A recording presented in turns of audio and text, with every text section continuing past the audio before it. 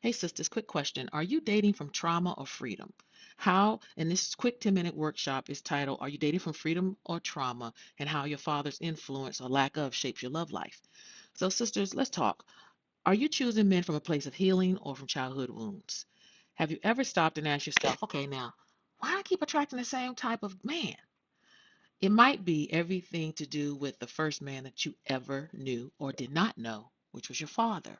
If your dad was controlling or emotionally unavailable or even toxic, you may be subconsciously choosing partners who reflect those same dynamics. So here's the real question, guys.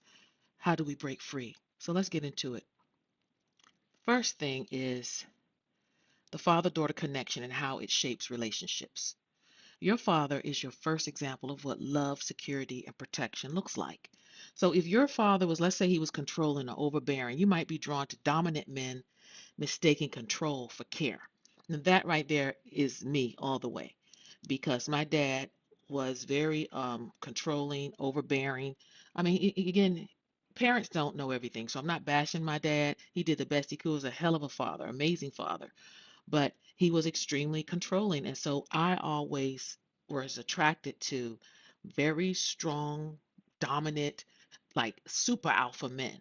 And I took that as, oh, that's being a man and, that's daddy, you know what I'm saying? So when I met my husband, his personality is very laid back. He's very soothing, actually. But I saw that as a weakness. And it's funny because even when we were dating, I used to be like, yo, why you not trying to get me in the bed or why you don't tell me what to do? Like, I like that. That's attractive to me. I want a man to tell me what to do. And he was just like, well, Angela, that's not my temperament. And so for a long while, I truly did not treat him with respect like I should have because of my own trauma of being raised by a very overbearing, controlling father.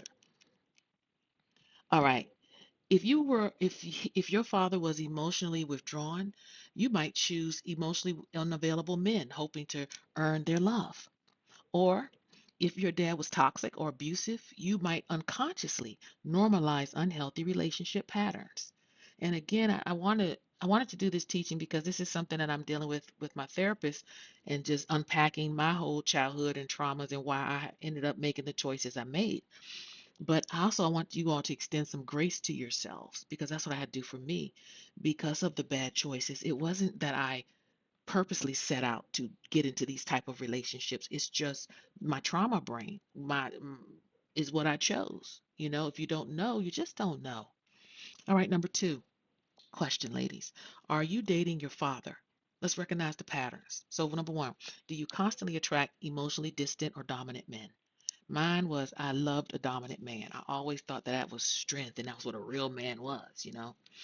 Um, do you feel like you must work for a man's love? Some of you felt like, you had to, and that's another part of me too. I used to, because my dad, I felt like I had to get straight A's or I had to lose weight or look a certain way for my dad's love and approval because he was not very openly affectionate. And so I very rarely heard compliments unless I got like straight A's or whatever. And it was messes with your mind. Um, Another question, are you drawn to men who make you feel the way your father did, whether good or bad? And last, do you refuse familiar pain with love? And that's a very good question that I wanted to pose to you because when you're so used to being abused or just living in a toxic or traumatic, and again, when I say toxic or trauma, it doesn't mean that someone's beating your tail or you're watching your mother get beat and dragged across the living room floor. It's just you're not getting what you emotionally, mentally, psychologically needed at that time, and the impact on your life has been major. And so for me, anything familiar is what I'm attracted to. So I have to make a conscious effort, especially when I was single. If I was drawn to a man who had all the traits that my dad did, it's like, okay, wait a minute. Is this the trauma choice or is this the free Angela? All right, let me ask you another question. What dating from freedom looks like. Okay, you got to first understand that love should feel safe and not like a struggle. Some of you just love that toxic love. People write songs about it. You hear women say, "Ain't no love like struggle love," or you make up the best intimacy is when we have struggle love, and it's like, Is it? I mean, you always want a little bit of fire in your relationship, but not where it's, sick. All right, next, recognizing that you are worthy of a healthy, supportive partner. Learning to set boundaries and not tolerate toxicity. And choose men who uplift and respect you, the ones who mirror, not the ones who mirror your past wounds. So you got to choose someone. And again, you may have a visceral reaction to just quickly reject that man who does not mirror what you're used to.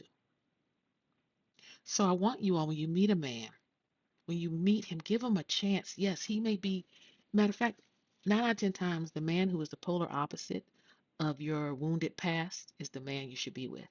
One, because it forces you to really slow down and take a look within yourself and do the psychological and emotional work on yourself and mental work to say, okay, why am I more attracted to this type of person? If, especially if you have a pattern and you're still not married, or you seem like every man has the same characteristic, it may not be that man, it may be you. You attract what you are. And sometimes if you are still in a toxic or trauma, I guess, what do you call that?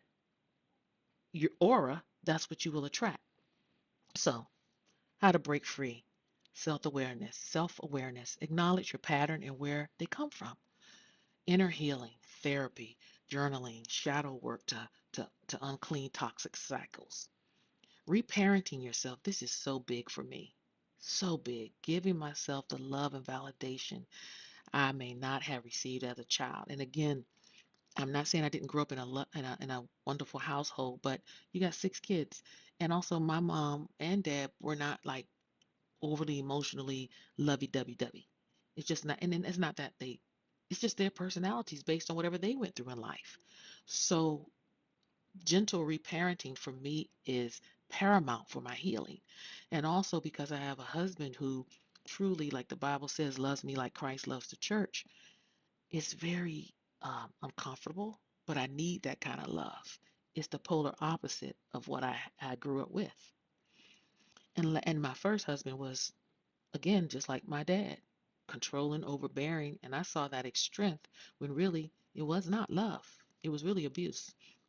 And lastly, raise your standards. Choose men based on compatibility and emotional health, not just familiarity. Like I said, just because it feels familiar doesn't mean it's right. And again, when you say raise your standards, I'm not talking about financially for a man, because that's the problem with some of you women. You want these quote high value men, but what makes a man really high value is his heart, his character, his drive, his determination, not what's in his bank account. Because you can get a very wealthy man who treats you like crap. If you get you a hard working blue collar bus driver, dump truck driver, he got good benefits and he works hard every day, and he's gonna love you and love your children if you have them. That's what you need. That's what you need. So let's do a call to action. Ladies, let's have this conversation. Do you see your father's traits in the men you choose? Have you ever realized you were dating from trauma? Let's talk about it in the comments, okay? So, and if you found this video helpful, please don't forget to like, share, and subscribe to my channel, because we are healing and leveling up together, all right? I just want us all to heal while I'm on my healing year. 2025 is a year of healing for me. I will be 54 next month, but it's never too late to heal, y'all. Continue to like, share, and subscribe. And hey, if this really blesses you like my teachings, buy me a coffee. Buy a sister a coffee. All right, love you. Be blessed. Bye.